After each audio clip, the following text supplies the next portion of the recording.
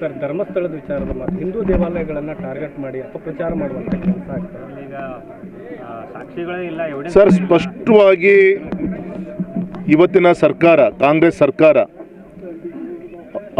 ಅವರ ಒಂದು ಚಿಂತನೆಗಳು ಸ್ಪಷ್ಟವಾಗಿ ಗೊತ್ತಾಗ್ತಾ ಇದೆ.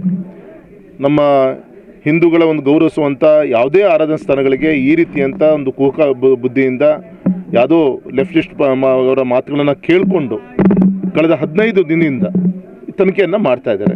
ಈ ಸಂದರ್ಭ ನಾನು ಇಷ್ಟೇ ಹೇಳ್ತೀನಿ, ಏನು ಆ ಮಂಜುನಾಥೇಶ್ವರನ ಮೇಲೆ, ಆ ಕುಟುಂಬದ ಮೇಲೆ ಆರೋಪವನ್ನು ಮಾಡಿದ್ದಾರೆ, ಆ ಕುಟುಂಬದವರೇ ನಮ್ಮದು ಮ್ಯಾಪಿಂಗನ್ನು ಮಾಡಿ ಎಂಥ ತನಿಖೆ ಇದು ಹೇಳ್ತಾ ಇರೋದು ಮಂಪರ್ ಪರೀಕ್ಷೆ ಅಂತ ಅಷ್ಟು ಮುಂದೆ ಹೋದರೂ ಕೂಡ ನಿಮ್ಮ ಆರೋಗ್ಯ ದೃಷ್ಟಿಯಿಂದ ಒಳ್ಳೆಯದಲ್ಲ ಅಂತೇಳಿ ವಾಪಸ್ ಕಳಿಸಿರ. ಅರೆ ನಿಜವಾದ ಯಾರು ಆರೋಪಿತ ಅವ್ರು ಇದ್ದಾನೆ ಅವ್ನು ಮಂಪರ್ ಪರೀಕ್ಷೆ ಮಾಡೋಕ್ಕೆ ರೆಡಿ ಇಲ್ಲ.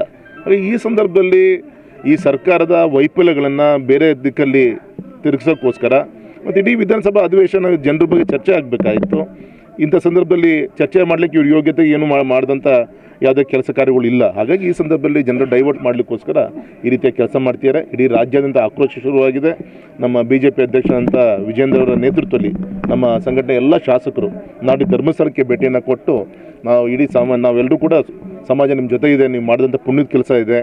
ಇವತ್ತು ಮಠ ಮಂದಿರಗಳು ಸುಮಾರು 20-25 ಸಾವಿರ ಗಿಂತ ಹೆಚ್ಚು ಮಠ ಮಂದಿರಗಳು ನಮ್ಮ ರಾಜ್ಯದಲ್ಲಿದೆ. ಆದರೆ ವೀರೇಂದ್ರ ಹೆಗ್ಗಡೆ ಅವ್ರು ಮಾಡ್ತಿರೋಂಥ ಕಾರ್ಯ ಯಾರೂ ಕೂಡ ಮಾಡಲಿಕ್ಕೆ ಸಾಧ್ಯ ಇಲ್ಲ. ಯಾಕಂದರೆ ಅಷ್ಟು ಸಾವಿರಾರು ಜನ ಹೆಣ್ಮಕ್ಳಿಗೆ ಒಂದು ದಿಕ್ಕನ್ನು ತೋರಿಸುವಂಥ ಕೆಲಸ ಸ್ತ್ರೀಶಕ್ತಿ ಸಂಘ, ಸ್ವಸಹಾಯ ಸಂಘದ ಮುಖಾಂತರ ಕೃಷಿಕರಿಗೆ, ರೈತರಿಗೆ ಈ ರೀತಿ ಆದ್ಯತೆ ಕೊಟ್ಟು ಕೆಲಸ ಮಾಡ್ತಿದ್ದಾರೆ. ಹಾಗೆ ಇದನ್ನೆಲ್ಲ ನೋಡೋಕ್ಕಾಗದೆ ಒಬ್ಬ ತುಳಿಯುವಂಥ ಎಲ್ಲ ಶೆಟ್ಟಿ ಅಂತ ನಡೀತಾ ಇದೆ. ತನಿಖೆ ಮಾಡ್ತಾ ಇದೆ, ತನಿಖೆ ಆಗಲಿವರೆಗೂ ತಡೀರಿ, ಯಾಕೆ ನೀವು ಅವಸರ ಮಾಡ್ತೀರಿ ಅನ್ನುವಂಥ ಸರ್, ಈಗ ಆಲ್ರೆಡಿ CBI ಆಗಿದೆ, ಬೇರೆ ಇನ್ವೆಸ್ಟಿಗೇಷನ್ ಆಗಿದೆ, ಎಲ್ಲ ರಿಪೋರ್ಟ್ ಬಂದಾಗಿದೆ.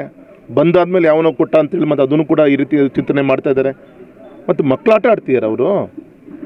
ಒಬ್ಬೊಂದು 15 ದಿನದಿಂದ ಅವನು ಅಲ್ಲಿ ಇಲ್ಲಿ ನಂಬರ್ 13 ಇವತ್ತು ಹೆಡ್ಲೈನ್ಸ್ ಅಂತೇಳಿ ದೊಡ್ಡ ಮಾಡಿಕೊಂಡು ಇವರು ಪತ್ರಿಕಾ ಹೇಳಿಕೆ ಮುಖಾಂತರ ಏನು ಈ ಥರ ಮಾಡಿ ಜನರನ್ನ ಇದು ಮಾಡ್ತಾರೆ. ಜನರು ಮನಸ್ಸನ್ನು ಹಿಂದೂಗಳ ಭಾವನೆಗೆ ನೋವು ತರುವಂಥ ಕೆಲಸ ಇವ್ರು ಮಾಡ್ತಾ ಇದ್ದಾರೆ.